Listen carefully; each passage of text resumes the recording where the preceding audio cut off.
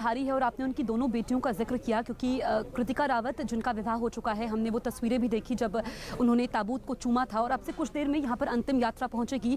उनकी माता मधुलिका रावत जिन अब उनकी बेटियों के सर से माता पिता दोनों का साया उठ गया है और काफ़ी ज़्यादा बोझ उनके ऊपर रहेगा क्योंकि कई जिम्मेदारियों को छोड़ते हुए वो चलेगा। ये तस्वीरें अनिल आप दिखाइए, वहाँ से आप देखिए। और यहाँ पर मधुलिका रावत का अगर हम जिक्र करें तो जब वो उनके साथ जा रही थी, उनकी बेटियों को नहीं मालूम था कि वापस तो आएंगे घर पे, लेकिन अंतिम दर्शन उनके हो पाएंगे, उनका पार्थिव शरीर आएगा, वो दोनों लौट कर नहीं आएंगे, ये किसी ने कल्पना भी नहीं की हुई थी।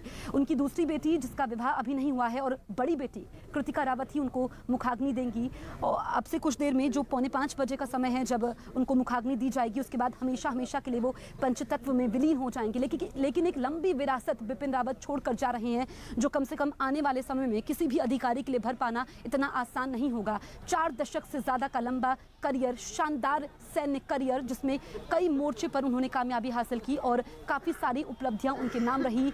उन्होंने कई सारे मेडल जीते और उसके बाद 2016 में वो आर्मी चीफ बने। पीएम मोदी की पसंद इसलिए रहे क्योंकि जो उनकी पहले का कार्यकाल था वो भी काफ़ी ज़्यादा खास रहा जिसमें उन्होंने कई उपलब्धियां हासिल की और जो भी बोलते थे, देखिए हर किसी के दिल में उन्होंने जगह बनाई। यहाँ पर आप देखेंगे कि मीडिया का जमावड़ा तो है लेकिन अंदर उनके सहयोगी भी इस वक्त पहुँचना शुरू हो चुके हैं। ये आप देखिए फूलों से जो सजाया गया है, आप देखिए वहीं पर उनका पार्थिव शरीर रखा जाएगा। अनिल आप वो तस्वीरें दिखाइए जहाँ पर पार्थिव शरीर रखा जाएगा, यहाँ पर भी अंतिम दर्शन हो पाएंगे। यहाँ पर उनकी पत्नी मधुलिका रावत का भी पार्थिव शरीर रखा जाएगा और आप अधिकारियों को देख सकते हैं, सैन्य अधिकारी मौजूद हैं इस वक्त जो उनको अंतिम विदाई देंगे, उनको पुष्प अर्पित किए जाएंगे। उसके बाद 4 बजे के बाद वीआईपी लोग उनको पुष्प अर्पित करेंगे। 4:15 बजे के बाद जो परिवारगण हैं वो यहाँ पर उनको श्रद्धा सुमन अर्पित करेंगे, उनको अंतिम विदाई दी जाएगी, उनको सलाम किया जाएगा, फिर 17 तोपों की सलामी दी जाएगी और हमेशा हमेशा के लिए वो पंचतत्व में विलीन हो जाएंगे। लेकिन वो हमेशा के लिए अमर हो गए अपने कार्य से, अपने जज्बे से, देश के प्रति जो उनका जज्बा था, जो उन्होंने अपना कार्यभार संभाला।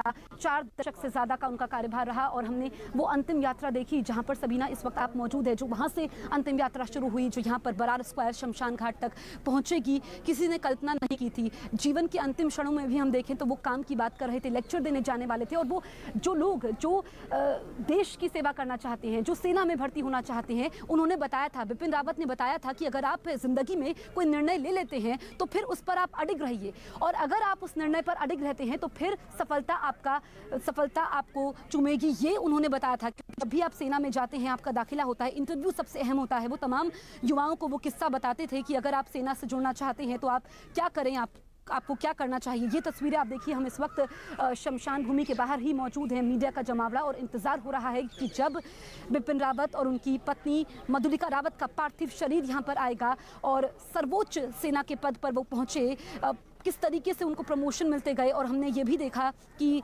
जनवरी 2020 में जब उन्होंने सीडीएस का पदभार संभाला, क्योंकि जो आसमान में उड़ने वाले, चाहे फाइटर प्लेन की बात करें या फिर समंदर की गहराइयों में सबमरीन की बात करें जो दुश्मन पर नजर रखती है, कैसे सेना का आधुनिकीकरण हो, कैसे मॉडर्न इक्विपमेंट्स सेना को दिए जाए। और हम ये देखें कि अभी तो जो उन्होंने फैसले लिए थे, जो बदलाव उन्होंने किए थे, उसका तो असर दिखना ही शुरू हुआ था। अभी महज 63 साल उनकी उम्र थी जब बदलाव दिखने शुरू हुए थे, जब देश को बिपिन रावत जैसे ऑफिसर की सबसे ज़्यादा ज़रूरत थी, उस वक्त वो हमें छोड़कर चले गए। और जब ये खबर आई बुधवार को, 13 लोग इसमें हमारे बीच में नहीं हैं। इस वक्त एक सैनिक जिंदगी और मौत के बीच जंग लड़ रहे हैं। पूरे देश की दुआएं उनके साथ थी और पूरा देश इस वक्त टेलीविजन स्क्रीन, जो लोग यहाँ पर नहीं पहुँच पा रहे हैं, न्यूज़ 18 इंडिया के माध्यम से इस वक्त ये तस्वीरें वो देख पा रहे हैं। अंतिम यात्रा जो उनकी शुरू हो चुकी है, अब से कुछ देर बाद यहीं पर इसी शमशान भूमि पर बरार स्क्वायर पर उनकी अंतिम यात्रा पहुंचेगी। और आप देखिए वहाँ से अगर हम दिखाएं तो तमाम सैनिकों की मौजूदगी, इसमें तीनों सेनाओं के सैनिक मौजूद हैं। चाहे हम बात करें वायुसेना की, हम बात करें नेवी की, बात करें आर्मी की, बात करें अर्धसैनिक बलों की, बात करें, तमाम सैनिक यहाँ पर 800 सैनिकों का जमावड़ा। इसके अलावा लोग दूर दूर से पहुंचे हैं क्योंकि ये कैंट एरिया है, कुछ प्रोटोकॉल होता है तो कई लोगों को बाहर ही रोक दिया गया है। बाकायदा यहाँ पर चेकिंग हो रही है। जो मीडिया के लोग हैं, जिनके पास आई कार्ड है, उनको ही अंदर आने की अनुमति है।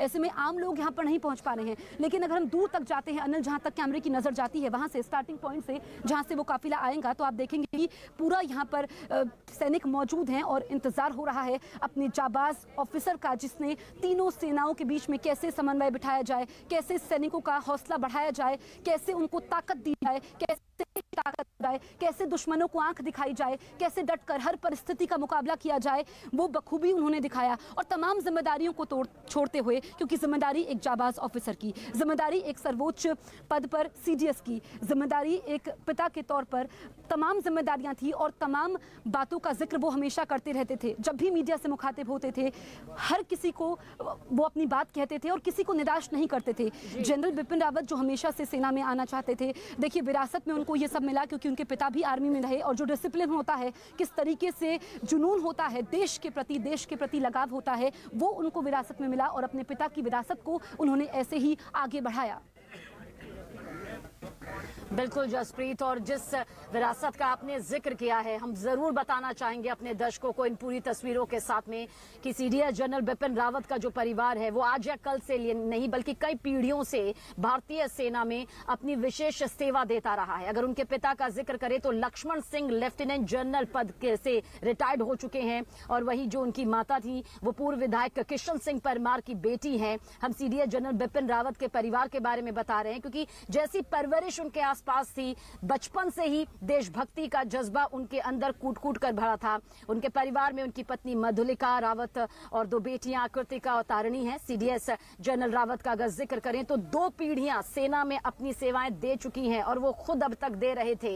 इसके अलावा उनके परिवार के कई ऐसे रिश्तेदार भी हैं, सदस्य भी रहे जो कि सेना में अपनी भूमिका निभा चुके हैं। तो सीडीएस जनरल बिपिन रावत ने जिस तरह से अहम पदों की शुरुआत यहां पर की, तमाम पदक, तमाम मेडल अपने सीने से चिपकाए रखा, वो उनकी वीरता की निशानी थी। फिर चाहे परम विशिष्ट सेवा मेडल हो, उत्तम युद्ध सेवा मेडल हो, या सेना पदक हो, युद्ध सेवा पदक हो, जिसका जिक्र बार बार करना इसलिए जरूरी हो जाता है क्योंकि जब एक सैन्य रैंक का, बड़े सैन्य रैंक का अधिकारी इस तरह से अचानक से हमें छोड़कर चले जाते हैं तो यकीनन जो ये तस्वीर है इसी तरह से सामने आती है, जहां पर अंतिम सफर में, इस अंतिम यात्रा में लोग दौड़ रहे हैं, भाग रहे हैं, जानते हैं कि जनरल बिपिन रावत अब कभी लौट कर नहीं आएंगे, लेकिन वो ये जानते हैं कि अगर वो इस सफर में शामिल होते हैं तो वो खुद को यहाँ पर सौभाग्यशाली मानते हैं क्योंकि वो देश के सच्चे वीर सपूत के साथ इस वक्त जा रहे हैं।